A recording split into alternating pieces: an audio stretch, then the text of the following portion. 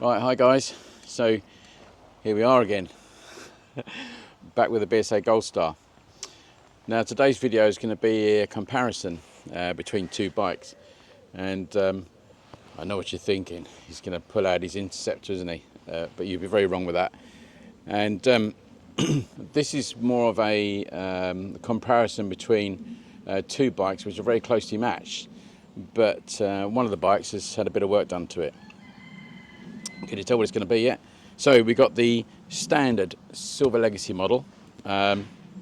These are one of the very first few that came into the country, and we got additionals like screens and things, tower tidies, but we'll talk about those a little bit later. But the bike we're going to compare it to, this being standard, it's going to be another BSA Goldstar. So we're comparing it to this one. So both owned by the same guy. Big thanks to Alex. But this is a suspension upgrades done to it. So we've got the Girling rear shocks, and we've got progressive front forks.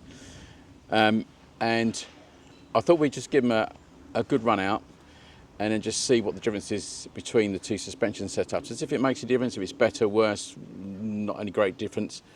But after we've had a little ride, we'll come and have a chat about the actual forks themselves and tell you what the actual setup is and how different it is, and just have a general quick look over the bikes anyway. Cool, see you in a sec. We'll be going out on the Legacy first, which is the standard bike. So let's go and have a ride, come on. Right, here we go then. So what I've done, I've picked us a route that gives us a little bit of everything, and I'm going to use the exact same route for both bikes.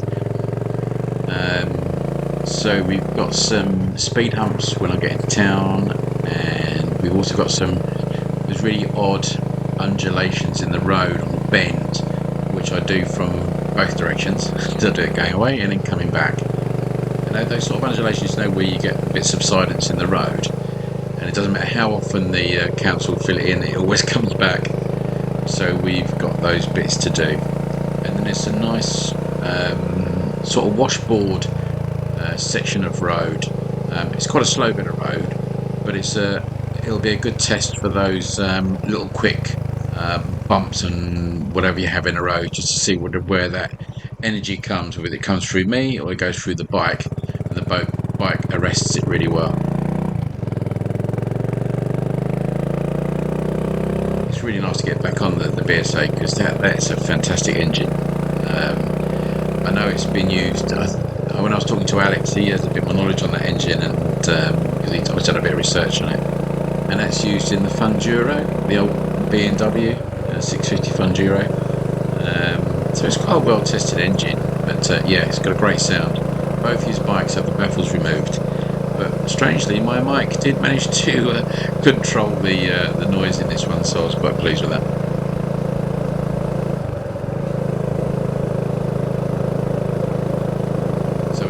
Turn on this roundabout and head downhill, and let's see how it handles. It's going to be those undulations first, which we'll sort of cut and glide into once we get around the corner here.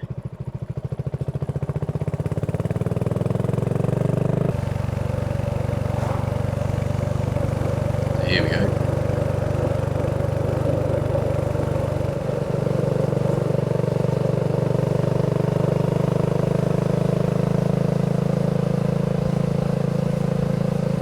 What you can't quite see on the video is those undulations, but what it's given me is a little bit of, not instability, that's probably too strong word, but a slight wobble at the back, which is a little bit unsettling. It's a little bit unsettling. It's not dangerous, but it's just what it's doing in this situation. So we're going to do the speed humps now.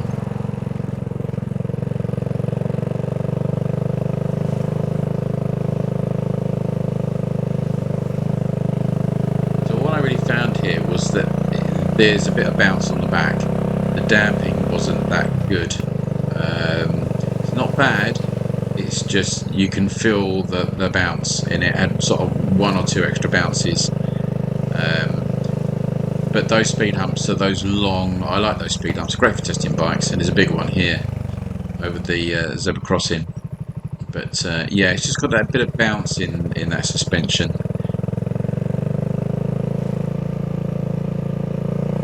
Right, the next bit we'll do is going to be on this stretch of road here, which has got this sort of like washboardy sort of surface.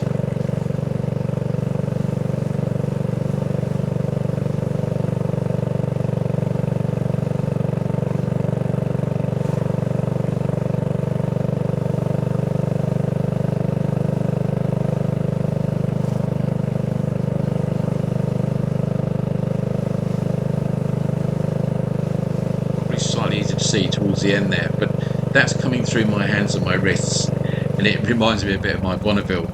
All my Bonnevilles have been like that, really harsh on the front, and it's a little bit jarring. The bike didn't feel unstable, but it just felt a little bit uncomfortable. Even at the low speeds we were doing here, it was just a bit jarring really. So we're going to head back under the tunnel and do that undulation piece again.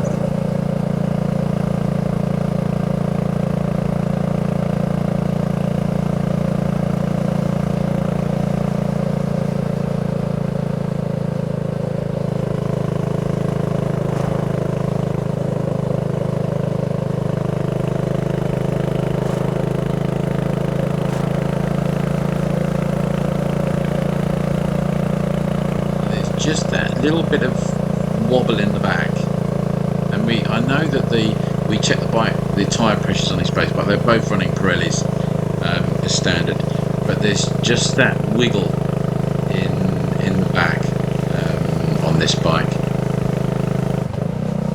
So we'll head back up to the base where the other bike is, and we will have a look at the suspension setup on the second Goldstar.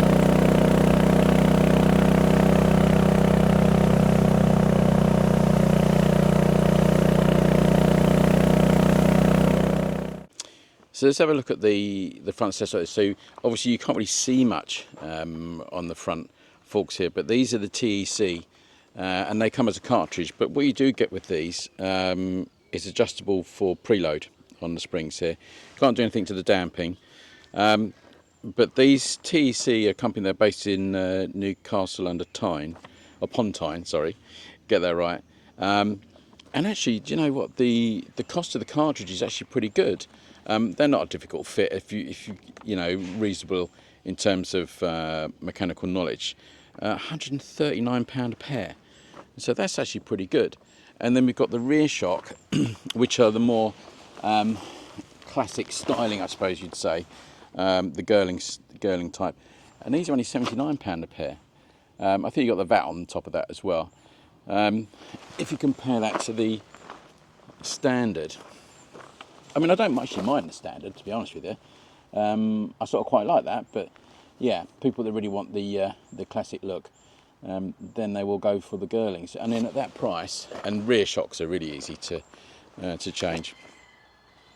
And then you got, obviously, where are we? Obviously no adjustment on there, but you got the adjustment on the other one.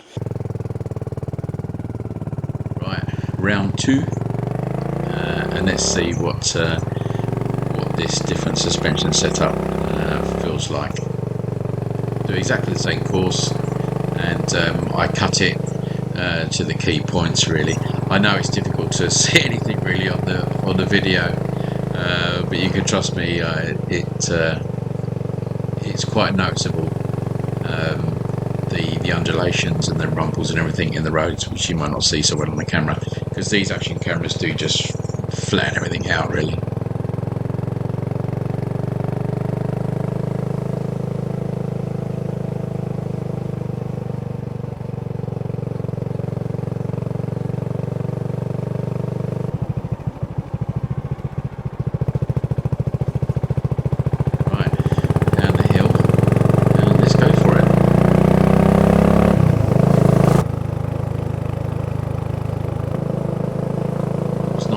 Although I was stuck behind this car for a little way, it meant I could overtake actually on that rumbly bend. So yeah, that was interesting. You get an idea. this engine really does use its torque well.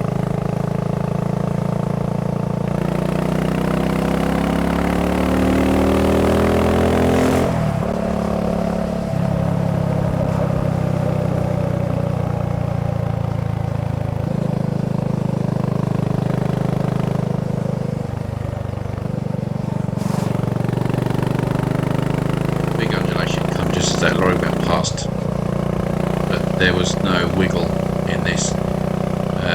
That was a much more stable platform to ride with. Quite surprising, actually. I was quite surprised by that. Right, speed humps again.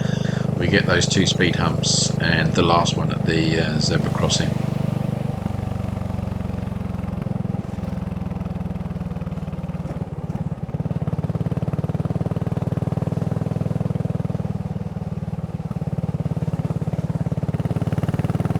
So the big difference here, there was no bounce. The damping seems to work really well in this configuration of suspension, and it was notable, particularly in the front. You could almost hear it working. It was just up, down, and a nice finish. But yeah, the damping's much better on this setup, without a doubt. By the time I got to this point, I realised how much better this suspension was.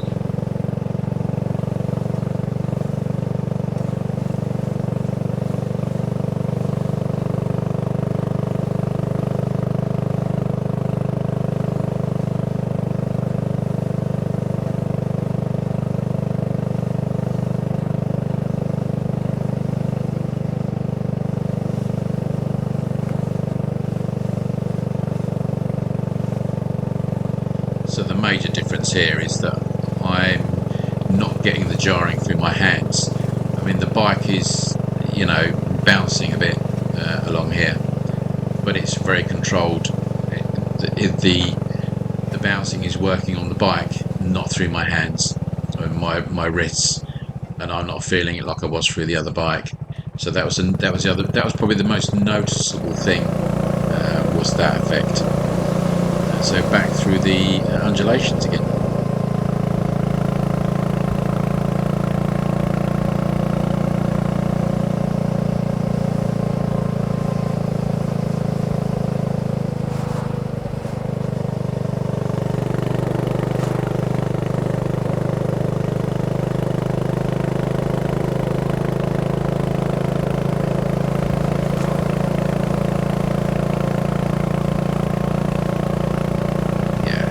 At this point, I'm now convinced,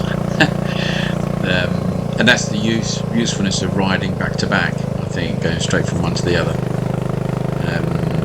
That was much more controlled.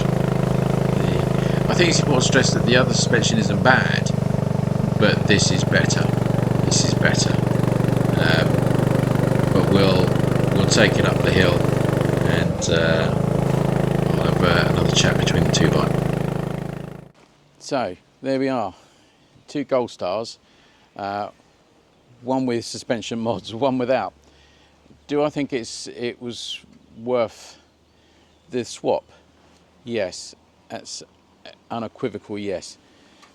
That bike gave me much more confidence on the roads. On some of the road surfaces it's slightly subtle, you know, where I think it really paid off, on the big bumps, it was much more controlled, and also on some of those, the little rumply roads where you're doing like this, all the energy was being absorbed by the bike, not me. On this one, I felt that I could feel more of that through my wrists and my arms. On this, I didn't. So obviously the front suspension is working really hard, and it's trying to keep, you know, your tyre in contact with the ground, which is what you really want at the end of the day. And also, on some of those funny undulating bends that I was doing, this felt more stable. This had just a little bit of wobble on it, where this didn't. So there is some improvement in those rear shocks, definitely. And I think for what it's costing you, the upgrade I think is actually well worth it. Certainly when I got on this, I felt more confident straight away, which is really odd, isn't it? it's difficult when you already know that there's been a change in suspension, so you want it to be better. But going from one direct to the next, I mean, the only way you could do a proper test is do it blindfold, but that's quite difficult on a motorbike. But I definitely know, if I was offered to go, oh, should we go for a ride? I'd take this one. It just felt better. It just felt more stable and a bit more in control. And as I say, for the money that they're charging you, you know, you could almost change the whole setup for about £250. I think that's a bit of a bargain, actually. So yeah, both bikes ride really nice, but this just has the edge on it. And I think with those different road surfaces, pretty much on all road surfaces really, this was better. This seems quite basic and a little bit harsh, a little bit jittery for me. Not in a bad way as such. It's, you know, it is suspension that does work. This is just an improvement, and I think for the money it's worthwhile. So I hope you enjoyed that little odd, well, it's not odd, is it, but just an interesting look at different suspension setups on the same bike. And yes, we will do a test against the Interceptor. Well, I'll get Alex to ride the Interceptor and I'll ride his, and we'll swap them over. Maybe we'll have a little race just for the hell of it. But yeah, very interesting, and I think it's a big bonus or big improvement on that bike, and something you might want to look up. But I'll put a link to those parts in the description. So take care, everybody. I'll see you again soon, and ride safe. Take care.